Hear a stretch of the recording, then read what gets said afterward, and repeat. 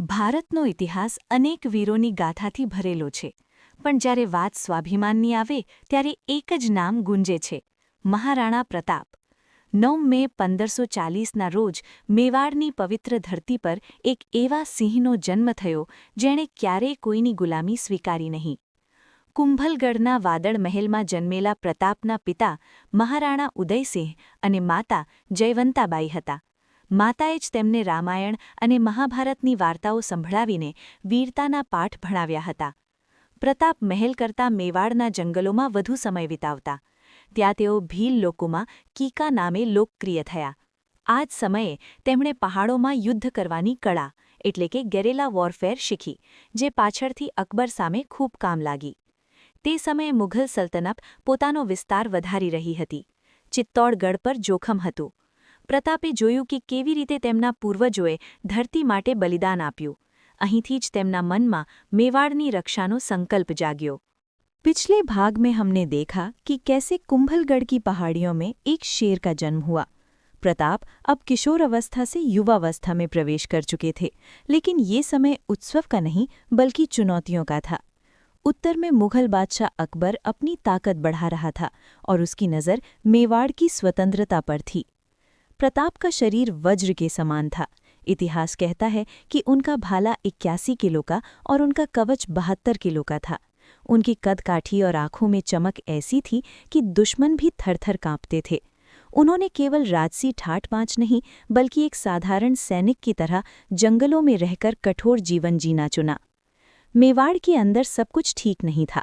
उदय सिंह की छोटी रानी धीरबाई अपने बेटे जगमल को राजा बनाना चाहती थीं. प्रताप बड़े पुत्र थे और प्रजा के प्रिय भी, लेकिन महल की राजनीति उन्हें सिंहासन से दूर करने की कोशिश कर रही थी. प्रताप को सत्ता का मोह नहीं था, उन्हें तो बस मेवाड़ की सुरक्षा की चिंता थी. पिछले भाग में हमने देखा कि कैसे कुंभलगढ़ की पहाड़ियों में एक शेर का जन्म हुआ. प्रताप अब किशोर अवस्था से युवावस्था में प्रवेश कर चुके थे, लेकिन ये समय उत्सव का नहीं बल्कि चुनौतियों का था. उत्तर में मुगल बादशाह अकबर अपनी ताकत बढ़ा रहा था और उसकी नज़र मेवाड़ की स्वतंत्रता पर थी. प्रताप का शरीर वज्र के समान था.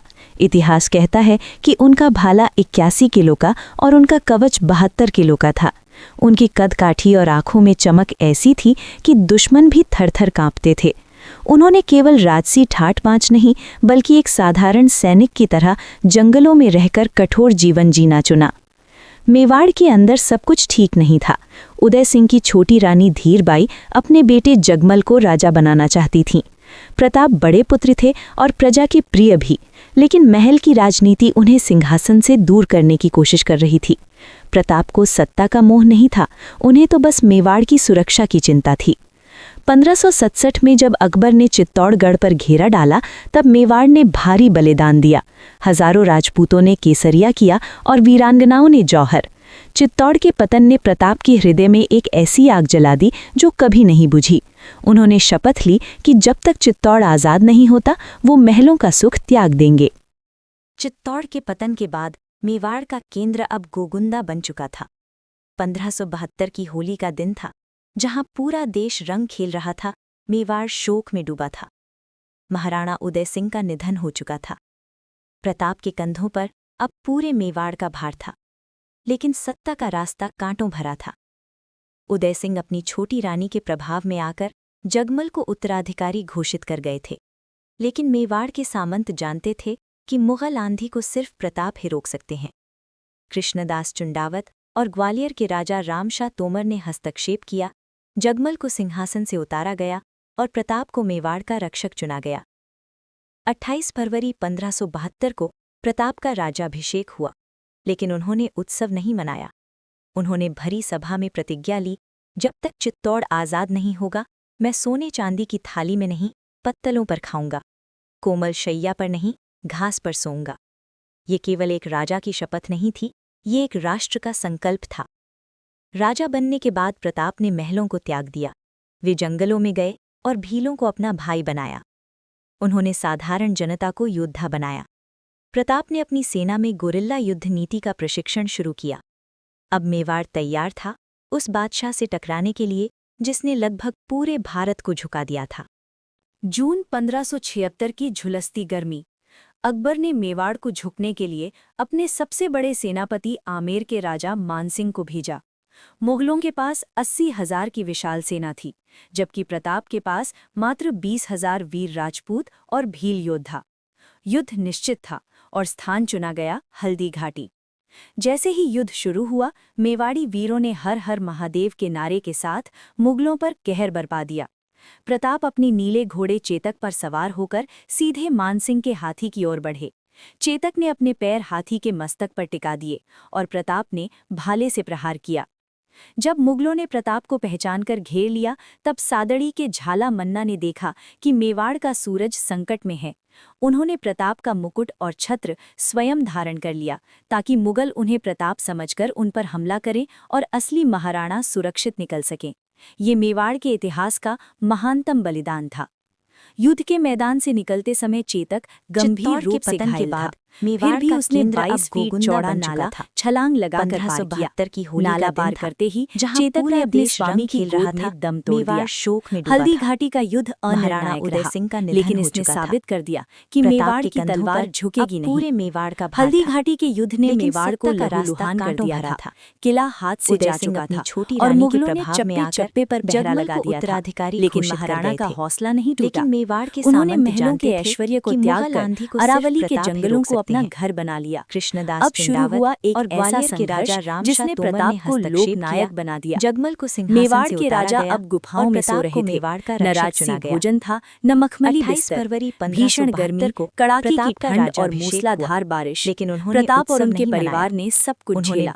उनके पास धन खत्म हो चुका था, लेकिन अपनी मातृभूमि को आजाद कराने का जुनून बढ़ता ही जा रहा था। इतिहास की सबसे भावुक कर देने वाली घटना तब हुई जब कई दिनों के उपवास के बाद घास की रोटियां तैयार की गईं। जैसे ही नन्हे अमर सिंह ने अपनी रोटी उठाई, एक जंगली बिल्ली उसे छीन ले गई। बच्चे की चीख ने प्रताप के हृदय को झकझोर दिया। उन्होंने साधारण जनता को उनके मन में संधि का विचार आया, लेकिन मेवाड़ के गौरव ने उन्हें फिर से खड़ा कर दिया। कहा जाता है कि जब अकबर को लगा कि प्रताप झुक रहे हैं, तब बीकानेर के कवि पृथ्वीराज राठौड़ ने एक कविता लिखकर प्रताप का स्वाभिमान फिर से जगाया। उन्होंने लिखा, क्या सूरज अब बादलों के पीछे छिप जाएगा? क्या चातक अब धरती का पानी पिएगा? इस पत्र ने प्रताप के रगों में फिर से नया रक्त भर दिया। क्या आपको लगता है कि अगर प्रताप हार मान लेते तो आज भारत का इतिहास कैसा होता? जून 1576 की झुलसती गर्मी। अकबर ने मेवाड़ को झुकने के लिए अपने सबसे बड़े सेनापति आमेर के राजा मानसिंह को भेजा। मुगलों के पास 80,000 की विशाल सेना थी, जबकि प्रताप के पास मात्र 20,000 वीर राजपूत और भील योद्धा। युद्ध निश्चित था और स्थान चुना गया हल्दी घाटी। जैसे ही युद्ध शुरू हुआ, मेवाड़ी वीरों ने हर हर महादेव के नारे के साथ मुगलों पर कहर बरपा दिया। प्रताप अपनी नीले घोड़े चेतक पर सवार होकर सीधे मानसिंह के हाथी की ओर बढ़े। चेतक ने अपने पैर हाथी के मस्तक पर टिका दिए और प्रताप ने भाले से प्रहार किया। जब मुगलों ने प्रताप को पहचानकर घेर लिया, तब सादड़ी के झाला मन्ना ने देखा कि मेवाड़ का सूरज संकट में है। उन्होंने प्रताप का मुकुट और छत्र स्वयं धारण कर लिया, ताकि मुगल उन्हें प्रताप समझकर उन पर हमला करें और असली महाराणा सुरक्षित निकल सकें। ये मेवाड़ के इतिहास का महानतम बलिदान था। युद्ध के मैदान से निकलते समय चेतक गंभीर रूप से घायल था। फिर भी उसने 22 फीट चौड़ा नाला छलांग लगाकर पार किया। नाला पार करते ही चेतक ने अपने स्वामी की गोद में दम तोड़ दिया। हल्दी घाटी का युद्ध अनिर्णायक रहा, लेकिन इसने साबित कर दिया कि मेवाड़ की तलवार झुकेगी नहीं। हल्दी घाटी के युद्ध ने मेवाड़ को लहूलुहान कर दिया था। किला हाथ से जा चुका था और मुगलों ने चप्पे चप्पे पर पहरा लगा दिया था, लेकिन महाराणा का हौसला नहीं टूटा। उन्होंने महलों के ऐश्वर्य को त्याग कर अरावली के जंगलों को अपना घर बना लिया। अब शुरू हुआ एक ऐसा संघर्ष जिसने प्रताप को लोकनायक बना दिया। मेवाड़ के राजा अब गुफाओं में सो रहे थे। न राजसी भोजन था, न मखमली बिस्तर। भीषण गर्मी, कड़ाके की ठंड और मूसलाधार बारिश। प्रताप और उनके परिवार ने सब कुछ झेला। उनके पास धन खत्म हो चुका था, लेकिन अपनी मातृभूमि को आजाद कराने का जुनून बढ़ता ही जा रहा था। इतिहास की सबसे भावुक कर देने वाली घटना तब हुई जब कई दिनों के उपवास के बाद घास की रोटियां तैयार की गईं। जैसे ही नन्हे अमर सिंह ने अपनी रोटी उठाई, एक जंगली बिल्ली उसे छीन ले गई। बच्चे की चीख ने प्रताप के हृदय को झकझोर दिया। उस पल के लिए उनके मन में संधि का विचार आया, लेकिन मेवाड़ के गौरव ने उन्हें फिर से खड़ा कर दिया। कहा जाता है कि जब अकबर को लगा कि प्रताप झुक रहे हैं, तब बीकानेर के कवि पृथ्वीराज राठौड़ ने एक कविता लिखकर प्रताप का स्वाभिमान फिर से जगाया। उन्होंने लिखा, क्या सूरज अब बादलों के पीछे छिप जाएगा? क्या चातक अब धरती का पानी पिएगा? इस पत्र ने प्रताप के रगों में फिर से नया रक्त भर दिया। क्या आपको लगता है कि अगर प्रताप हार मान लेते तो आज भारत का इतिहास कैसा होता? जब मेवाड़ के पास न सेना बची थी और न ही धन, तब इतिहास का सबसे महान दानवीर सामने आया। भामाशाह, जो मेवाड़ के पूर्व मंत्री थे, उन्होंने अपनी जीवन भर की सारी संपत्ति महाराणा के चरणों में रख दी।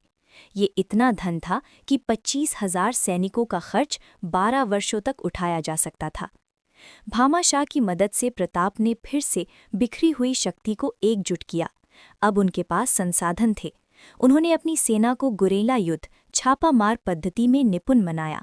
अरावली की हर घाटी अब मुगलों के लिए काल बनने वाली थी। साल 1582, विजयादशमी का दिन, दिवेर की घाटी में प्रताप ने मुगलों पर भीषण प्रहार किया। इस युद्ध में सुल्तान खान, मुगल सेनापति का सामना अमर सिंह से हुआ। अमर सिंह का प्रहार इतना शक्तिशाली था कि उनकी तलवार सुल्तान खान और उनके घोड़े के आर पार निकल गई। कर्नल टॉड ने इस युद्ध को मेवाड़ का मैराथन कहा है। दिवेर की जीत ने मुगलों के मनोबल को तोड़ दिया। प्रताप ने एक एक करके कुंभलगढ़, उदयपुर और चित्तौड़ केवल किले को छोड़ करके आसपास के 36 मुगल ठिकानों को आज़ाद करा लिया। मेवाड़ की धरती फिर से स्वतंत्र सांस लेने लगी थी। दिवेर की शर्मनाक हार के बाद अकबर बौखला उठा था। उसने 1584 में अपने सबसे अनुभवी सेनापति जगन्नाथ कछवाहा को एक विशाल सेना के साथ मेवाड़ भेजा। ये अकबर की मेवाड़ को जीतने की अंतिम और सबसे बड़ी कोशिश थी। लेकिन मेवाड़ की पहाड़ियां मुगलों के लिए काल बन चुकी थीं। प्रताप ने अब सीधी जंग के बजाय छापामार युद्ध, गुरिल्ला वॉरफेयर को और तेज कर दिया। मुगल सैनिक डर के मारे अपनी चौकियों से बाहर नहीं निकलते थे। अंततः जगन्नाथ कछवाहा को भी खाली हाथ लौटना पड़ा। इसके बाद अकबर इतना थक गया कि उसने अगले 12 सालों तक मेवाड़ की तरफ मुड़कर भी नहीं देखा। संघर्ष के बीच प्रताप ने चावंड को अपनी नई राजधानी बनाया। यहाँ उन्होंने न केवल महलों और मंदिरों का निर्माण कराया, बल्कि मेवाड़ की चित्रकला, चावंड स्कूल ऑफ आर्ट को भी जन्म दिया। ये साबित करता था कि प्रताप केवल एक योद्धा ही नहीं, बल्कि एक कुशल प्रशासक भी थे। 19 जनवरी 1597, चावंड के जंगलों में एक शेर शांत हो गया। अपनी अंतिम सांस लेते हुए प्रताप ने अपने सामंतों से शपथ ली कि वे मेवाड़ की स्वतंत्रता कभी नहीं खोने देंगे। जब प्रताप के निधन की खबर अकबर तक पहुंची तो वो भी रो पड़ा। उसने कहा, प्रताप, जीत तुम्हारी हुई क्योंकि तुमने कभी अपना सिर नहीं झुकाया।